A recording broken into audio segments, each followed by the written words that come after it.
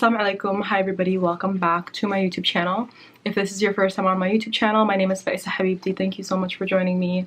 I make videos about beauty, lifestyle, and cooking. If you're into those kind of things, please subscribe down below. Join my little YouTube family, comment down below, let me know if you like this video or if this video has helped you. Today we're going to do a how to prep for Ramadan.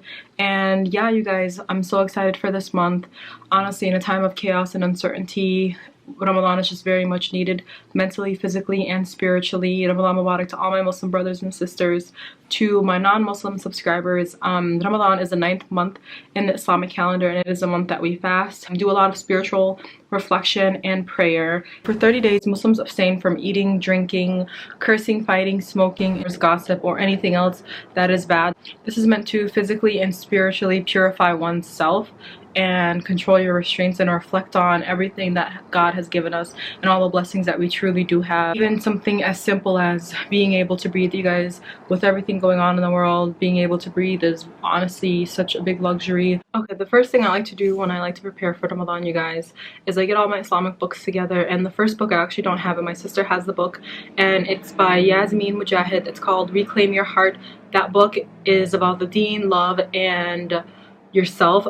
It's a spiritual awakening because you often, the way you look at yourself, the way you look at the deen, and the way you look at love is very different, and this book puts it into perspective and shows you all the things that you're connected to, all the materialistic things that you chain yourself down to, which you should not be chaining yourself down to.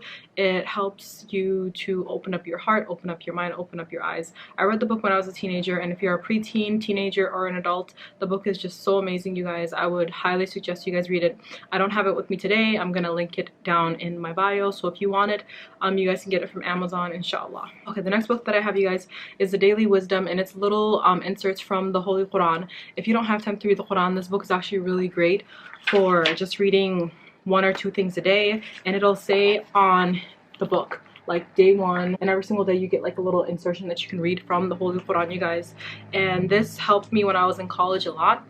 I haven't finished the Quran yet, but I've always wanted to finish the Quran, and honestly, this book, you guys, helped me a lot when I was in college because I haven't finished the Quran yet, and inshallah I want to finish the Quran one day. And reading this, having little inserts from the Quran to read every single day, humbled me. It made me feel better, and especially during Ramadan, or even when it's not Ramadan, when I'm in school and I would just feel super stressed out, I would carry this book with, just to have it as a stress reliever, just to have it as a way to humble me, to remind me that nothing's greater than God, that I will get through this no matter what happens, inshallah, just to have a more positive outlook in life. The next Islamic book, you guys, that I would suggest is the Quran, because of course it's the Quran, it's the holy book of all. But along with the Quran, you guys, I also have the Quran translation in English because I don't understand Arabic, and I'm one of those kind of people that if I don't understand what I'm reading, I'm gonna lose interest. And I know that's a very horrible thing to say, but I don't understand Arabic. Arabic is not my first language. Somali is my first language. So for me to read in Arabic and I don't understand what I'm saying, it kind of defeats the purpose of me learning the deen properly. And I got this translation book from Amazon, and I got it when I was in Duxi. And I got it when I was in Duxi because when I was in Duxi, you guys, I would come my ashar to the ma'alin and I would pass every single time.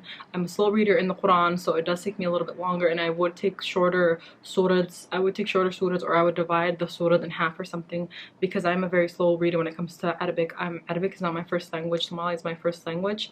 And one thing that always bothered me when I was in Duxi was I would kasabah my ashar and I would read it to the ma'alim, but I did not know what I was saying. I didn't understand it, and that kind of defeated the purpose of me learning the Quran, learning the deen. So I actually invested in the Quran translation on my own because I honestly needed to know what I was talking about. I needed to know what the deen was telling me, and it was a time when I was a teenager and I was very uncertain about wearing my hijab. I wanted to be modest, if I even knew what I was doing, if I even understood the deen. And honestly, it was a great investment. And if you are not Muslim and you're thinking about it, I would definitely suggest getting the translation, and the translations are very important to me. I want to know what I'm saying. I want to understand what I'm saying. So if you're one of those people that need to know exactly what you're saying, I would highly suggest getting the translations for the Quran, you guys. It's honestly amazing. It's a game changer. During Tarawih time, or when I'm praying Salat, I'm reading the ayats, but I understand what I'm saying. It's a whole different thing, and that helps with your khushu'. That helps you to stay focused in your Salat if you know what you're saying, if you know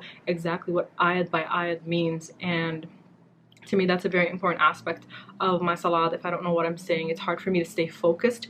And if you're one of those people that when you get into salat, if you don't even remember what raka'ah you're on, one thing I would say that will help you to remember what raka'ah you're on specifically is to learn what the surah means. Learn exactly what you're reading. Then you can keep track. Next book that I would suggest you guys to invest in, inshallah, is the stories of the Prophet sallallahu alaihi wasallam. And it's all the prophets, not just the Prophet sallallahu alaihi wasallam.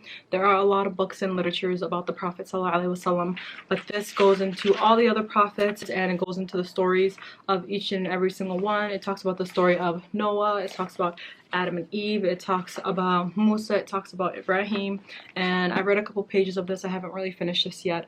My husband just got it a few months ago, either from an Islamic store or from his ma'alim, and inshallah this will be a really good read, especially during Ramadan nights. And now that we're not going to, well, inshallah, we don't know yet if we're going to go to the masjids for Tarawih. The masjids are currently closed due to the pandemic, but inshallah, having these Islamic books at home, because you can't just easily go to the masjid now and just read whatever Islamic book that you want. It's such a blessing, and I really hope you guys invest in these books for Ramadan. I like to start Ramadan with really healthy and supple skin, you guys. So my favorite mask to use is a turmeric mask. Before Ramadan starts, this is a night before Ramadan, I use a turmeric face mask for my face, and it has a lot of health and beauty benefits. It's antibacterial and anti-inflammatory. It helps with fighting acne, clears acne scars, diminishes wrinkles, age spots. It helps to brighten your skin, and it gives you an overall glow, and it helps with facial removal. If you have any peach fuzz around your mouth or anything, it definitely helps with that, and it helps get rid of dead skin cells.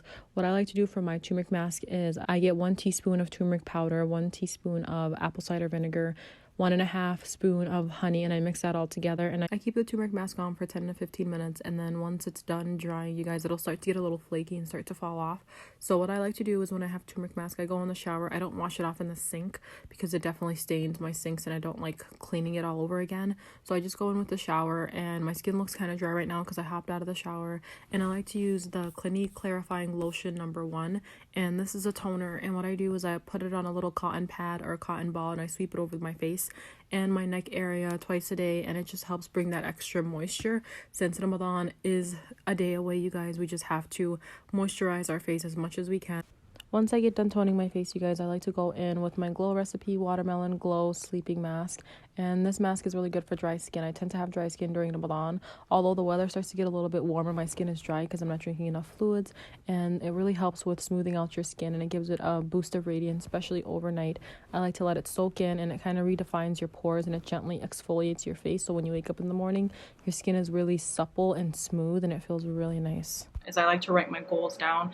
And when I say write your goals down, I mean write realistic goals that you feel like you're going to stick to.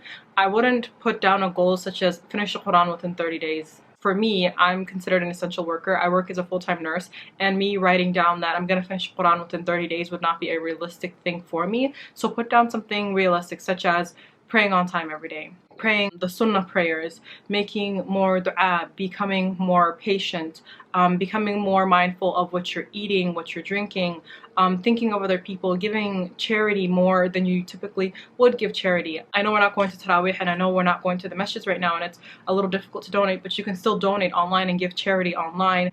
That way you're giving back to others in your community, or you're giving back to others across the world, and you're becoming a more wholesome person, if that makes sense. Once I get done writing down my goals, you guys, I like to pray istikhara and ask Allah for guidance, and that's what istikhara is. You're literally asking Allah for guidance. It's when you pray salat and you pray 2 rak'ahs, requesting for Allah's help and asking for Allah subhanahu wa ta'ala to make it easy for you for whatever decision that Allah decides for you. Sometimes we want the decision to be something we think is best for us, and that's not always the case. Now that I'm done praying istikhara, I just want to sit down and have some tea and relax. And my favorite one that I'm having right now is a herbal tea sampler, and it's a sleepy time herbal tea. It's caffeine free, and it's by the brand Celestial Seasonings, and this tea has really calming ingredients like lavender, lemon balm, chamomile, and it really helps to reduce stress, anxiety, and it calms down your mind.